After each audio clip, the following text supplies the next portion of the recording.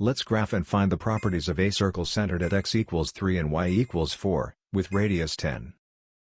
The center is the anchor point of the circle.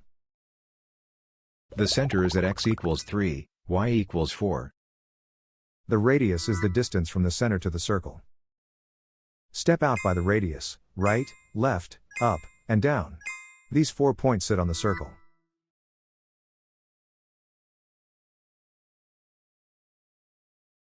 A circle equation uses center shifts on the left, radius squared on the right. Substitute the center values and the radius before simplifying the signs. Now simplify the center shifts. Subtracting a negative center coordinate becomes plus. The radius is 10, so 10 squared gives 100. Now we derive the related properties from the radius. The diameter is 2 radii across, 2 times 10 equals 20. The circumference is 2 pi r, 2 times pi times 10 equals 20 pi. The area is pi r squared, pi times 10 squared equals 100 pi. So this circle is described by its center and radius.